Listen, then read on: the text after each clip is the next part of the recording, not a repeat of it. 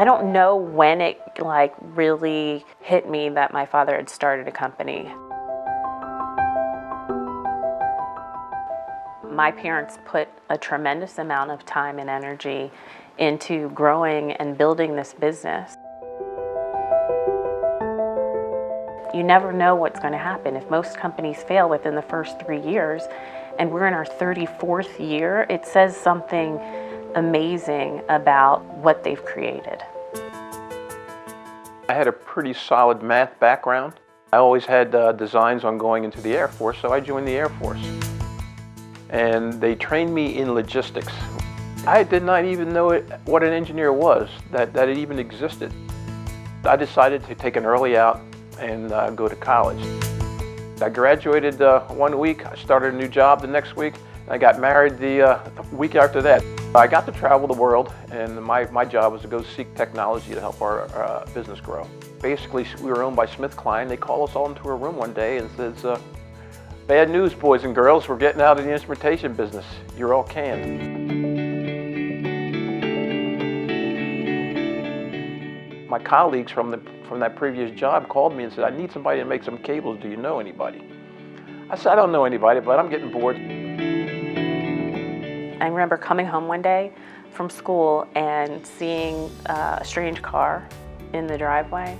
And I went in and there was this woman in our kitchen working on electronics with my dad. And I didn't know it was a company, I just thought she was helping him build some things. I would help, and because you're young, you want to help out. And I cut wire with a ruler and a pair of wire cutters. She always would be wherever there's mechanical, electrical, or anything, she was always down there with me tinkering around. And she enjoyed doing it. And of course my wife says, "Well, you gotta leave the kitchen." Well, it was sort of, we had to make a decision, my wife and I. Are we gonna do this thing seriously? Or are we just going to let me mess around for a while and go back and get a real job? And then we decided, no, we're gonna do this thing. And we actually took a second mortgage out on the house.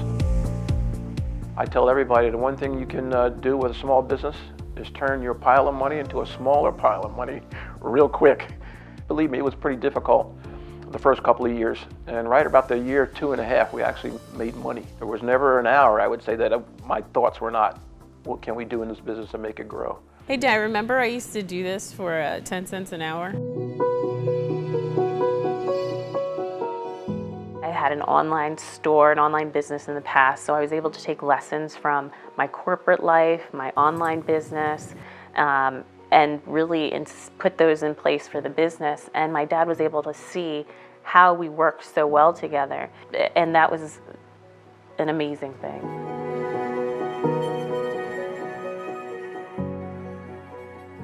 Our employees are like our family, and we invest in them. And in turn, they invest their time in making great quality products for our business. Really care. Well, she's out and she's involved with everybody, on a personal level. Definitely it's empowering. It actually shows me that, I can even push myself to that level of that opportunity as well, even to, work and be an owner of the business. I've actually asked a couple of people, why do you stay? For the most part, a lot of the people that have been there for a long time is that they're loyal to my father, they're loyal to our company, our family. Everything is important. Even if it's a $1 wire, it goes into something expensive and it has to be right. And we will stop what we're doing and communicate with those design engineers or their purchasing agent to make sure that we're doing exactly what they want us to do, that we're building it the way that they intended.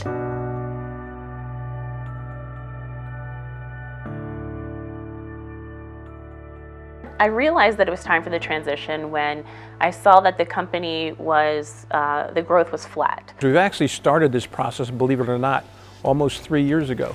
4 years ago. We brought in professionals who helped us really start laying the groundwork, the foundation of what is this going to look like. And Carla, with her determination and willingness to go and actually get an MBA in business from a technical college, confirmed my thoughts that she would be the one to run the organization. Should give most of our customers a warm feeling that the organization is in capable hands. Communication has been a huge part of why we have retained most of our customers. Our customers know exactly how long something's going to take because we tell them, and we deliver it when we say we're going to. We've mentored students. I mean, most of them are children of color who have never ever known a business owner, and they leave thinking, I can own a company, or I can be an engineer, because I've seen it. And we say, if you can see it, you can be it.